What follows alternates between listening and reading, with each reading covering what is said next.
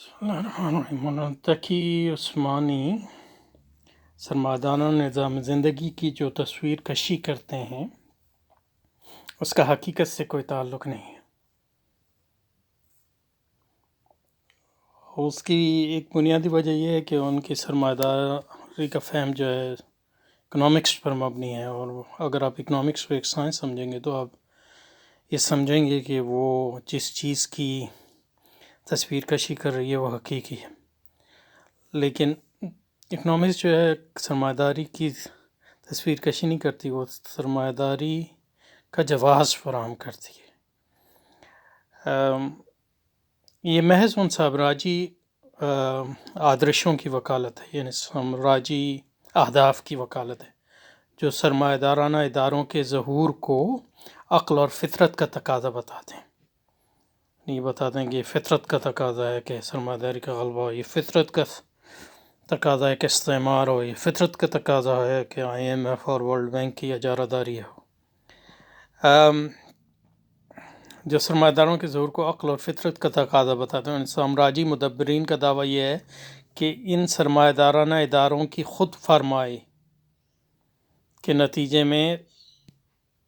تمول اجتماعی لازماً قائم ہو جائے گا،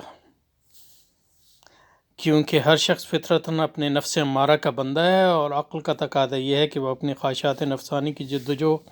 اس طرح مرتب کرے کہ کسی دوسرے کی خواہشات نفسانی کی تکمیل کی راہ میں رکاوٹ نہ بنے۔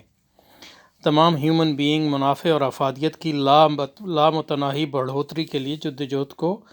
کامیاب بنانے کا واحد ریشنل طریقہ یہی ہے، واحد۔ تو یہ جو ہے سامراجی مدبرین یعنی بشمول اکانومسٹ کا دعویٰ ہے، لیکن سرمایہ داری کی تاریخ اس تصویر کشی کی مکمل نفی کرتی ہے۔ سرمایہ دارانہ نظام خود بخود قوانین فطرت کی کارفرمائی اور انسانی آدرشوں کے علی الرغم قائم نہیں ہوتا۔ سرمایہ داری جو قائم ہوتی ہے وہ سرمایہ داروں کی قوت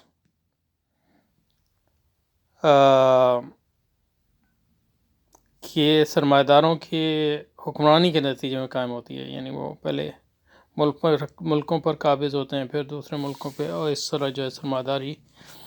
ان کی قوت کے غلبے کے نتیجے میں قائم ہوئی۔ لیکن سرمایہ داری کی تاریخ اس تصویر کشی کی مکمل نفی کرتی ہے۔ سرمایہ دار نظام خود بخود قوانین فطرت کی کارفرمائی اور انسانی آدرش کے الرغم قائم نہیں ہوتا، بلکہ اس کے لیے بڑا جبر کرنا پڑتا ہے، جو 18ویں 19ویں صدی میں جو ہے آپ کو اس جبر کی مختلف شکلیں جو ہے برطانیہ، امریکہ اور دوسرے ان ممالک میں جہاں سامراجی نظام نے سرمایہ داری کا کام کیا ملیں گی آپ کو۔ اس کے نتیجے میں کروڑوں لوگوں کا قتل عام ہوتا ہے وغیرہ وغیرہ، اور آج تک جاری ہے۔ سرمایہ دارانہ نظام خود بخود قوانین فطرت کی کارفرمائی اور انسانی آدرشوں کے الرغم قائم نہیں ہوا۔ قوانین طلب و رسد قوانین فطرت نہیں ہیں، اور اس کا سب سے بڑا ثبوت کہ یہ قوانین فطرت نہیں ہے کہ مطلب یہ ہے کہ جو ایڈورٹیزمنٹ ہے وہ آپ کی سب سے بڑی انڈسٹری نہیں معلوم ہے کہ آپ لوگوں کو مسلسل جو ہے اس پر آپ مقنع کرنے کی کوشش کرتے ہیں کہ وہ چیزوں خریدیں جو ان کی ضروریات نہیں ہیں۔ محققین نے ثابت کیا ہے کہ سرمایہ داری کے غلبے سے قبل ان قوانین کی کارفرمائی کا کوئی ثبوت نہیں ملتا، یعنی تاریخی طور پہ، جیسے اگلیتا اور دوسرے لوگوں نے اس کو اپنی کتاب میں واضح کیا۔ آج بھی بیشتر سرمایہ دارانہ بازاروں میں قیمتوں میں تغیر اور طلب اور رسد میں تغیر کے امکانات آج بھی بیشتر سرمایہ دارانہ بازاروں میں قیمتوں میں تغیر اور طلب و رسد میں تغیر کے امکانات نہایت پیچیدہ اور مبہم ہیں۔ اگلیتا مشل اگلیتا جو فرانسیسی معیشت دان اور ہسٹورین آف اکانومسٹ ہے، اس نے اس پہ کام کیا ہے، نے ثابت کیا ہے کہ 17ویں صدی فرانس میں رسد قیمتوں کے تغیر سے بہت کم متاثر ہوتی تھی، اور کینتھ ایرو نے ثابت کیا، تو یہ کینتھ ایرو جو ہے امریکی ہے، کہ ثابت کیا کہ 20ویں صدی کے وسط میں طلب اور رسد میں تغیر غیر معین شدہ، اور قیمتوں میں تغیر سے رسد اور طلب کے تغیر کا تعلق کمزور اور مبہم ہے۔ تو آج بھی بیشتر سرمایہ داران بازاروں میں قیمتوں میں تغیر اور طلب اور رسد میں تغیر کے امکانات نہایت پیچیدہ اور مبہم ہیں۔ تاریخ میں اس بات کا کوئی ثبوت نہیں ملتا کہ بیشتر انسان افادیت پرستی اور منافع کو زندگی کے مقصد اعلیٰ کے طور پر قبول کرتے ہیں۔ نہ ہی اس کا کوئی ثبوت ملتا ہے کہ بیشتر انسانوں نے خواہشات نفسانی کو لامحدود اور وسائل کو محدود تصور کیا ہے۔ وسائل کو محدود اور خواہشات کو لامحدود اس وقت کہا جاتا ہے جب قلب اور روح پر حرص اور حسد اور شہوت اور غضب کی شیاطین قبضہ کر لیتے ہیں، اور اس قبضے کو آشکار کرنے کے لیے یہ شیاطین سرمایہ داران نظام زندگی کی تشکیل دیتے ہیں۔ حرص، حسد، شہوت اور غضب کو فطری معاشی محرکات قبول کر کے معاش کو معاش سے جدا کیا جاتا ہے، اور اسلامی بینکاری اسلام کو الحاد بنانے اور اسلامی طرز زندگی کو سرمایہ دارانہ طرز زندگی میں ڈبونے کا ایک طریقہ ہے۔ کیونکہ جو سرمایہ داری کو کہ جو کرتا دھرتا ہیں وہ شیاطین ہیں، کیونکہ وہ حرص اور حسد اور شہوت اور غضب کو پھیلانے کے سب سے بڑے جو ہے انہوں نے وسیع جال پھیلایا ہوا ہے، اور اس کے نتیجے میں جو ہے پہلے یورپی ممالک کو جو ہے الحاد کا شکار کیا، اب جو ہے وہ اسلامی بینکوں کے ذریعے وہی کام جو ہے اسلامی معاشروں میں کرتے ہیں۔ اس سے پہلی بات یہ ہوتی ہے کہ جب آپ معاش کو ٹیکنیکل مسئلہ سمجھتے ہیں تو اس کو معاش سے جدا کر دیتے ہیں، یعنی آپ یہ سوال نہیں اٹھاتے کہ میری یہ جو معاشی تگ و دو ہے اس کا میری روح سے پہ کیا تعلق ہے، میرے اخلاق پہ کیا تعلق ہے، معاشرے کے اخلاق پہ اس کا کیا اثر ہوتا ہے، وغیرہ وغیرہ۔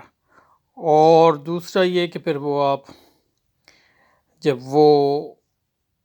اکنامکس کی اصطلاحیں آپ استعمال کرتے ہیں تو پھر وہ اسلامی اصطلاحوں کو ان کے رنگ میں رنگ دیتے ہیں۔ اور تیسرا یہ کہ پھر یہ ہے کہ آپ کی طرز زندگی بھی جو ہے سرمایہ داران طرز زندگی اختیار کر لیتا ہے، اس کے نتیجے میں جو ہے جو دین کے داعی ہیں ان کا جو اثر جو ہے اسلامی معاشروں پہ وہ کم ہو جاتا ہے، کیونکہ وہ زندگی کا پرتو پیش نہیں کرتے جو رسول اکرم اور صحابہ اور اولیاء اللہ نے ہمیں دیا ہے، جو سرمایہ داری کی طرز نہیں ہے بلکہ فقر کا طریقہ ہے۔ تو حرص اور حسد، شہوت اور غضب کو فطری معاشی محرکات قبول کر کے معاش کو معاش سے جدا کر لیا جاتا ہے، اور اسلامی بینکاری اسلام کو الحاد بنانے اور اسلامی طرز زندگی کو سرمایہ دارانہ طرز زندگی میں سمونے کا ایک طریقہ ہے۔ کیا یہ طریقہ کامیاب ہوگا؟ کیا اسلام بھی اس آیت کے طرز پر سرمایہ دارانہ نظام زندگی میں ڈوب جائے گا اور مسلم دنیا میں اسلامی طرز زندگی اختیار کیے رکھنا ویسے ہی کٹھن اور ناممکن ہوتا چلا جائے گا جیسے عیسائی طرز زندگی اختیار کیے رکھنا یورپ میں ناممکن ہو گیا ہے؟ 22 امریکہ اور اسرائیل اور بھارت میں مذہبی طرز زندگی قوم پرستانہ بیساکھیوں پر کھڑی رہنے پر مجبور ہے، کیونکہ اپنے آپ پہ اس کو کھڑا رہنا جو ہے اس کے لیے ناممکن ہو گیا، کیونکہ جو معاشرہ ہے وہ سارا سرمایہ دارانہ ہو گیا۔ کم از کم پاکستان میں اسلامی بینکوں کا کاروبار نہایت تیزی سے بڑھ رہا ہے۔ اس کی سب سے اہم وجہ یہ وہ مراعات ہیں جو اسٹیٹ بینک نے اس کاروبار کے فروغ کے لیے مستقل فراہم کرتا رہتا ہے،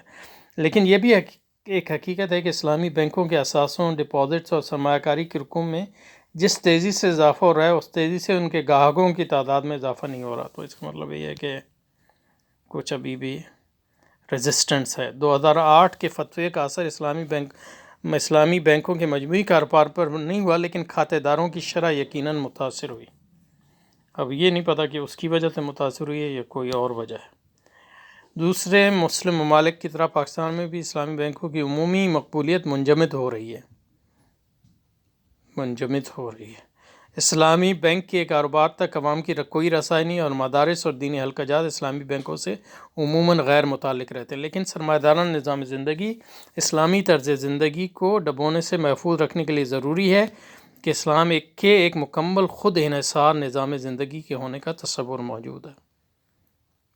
اور اس کا تصور موجود ہو کہ وہ نظام زندگی جو ہے سرمایہ داری سے بنیادی طور پہ متضاد ہے، اور تحریکات اسلامی کی جدوجہد کا مقصد نظام سرمایہ داری کا انہدام اور اس پر جو ہے اسلام کا غلبہ۔ اس نظام زندگی کو فطری اور دائمی تصور کر کے اس میں اسلامی طرز زندگی کو سمونے کی کوشش نہ کی جائے۔ اس قسم کی سرمایہ دارانہ انہدامی جدوجہد فی الحال پاکستان میں نظر نہیں آتی۔ تو یہ ختم ہو گئے انشاءاللہ۔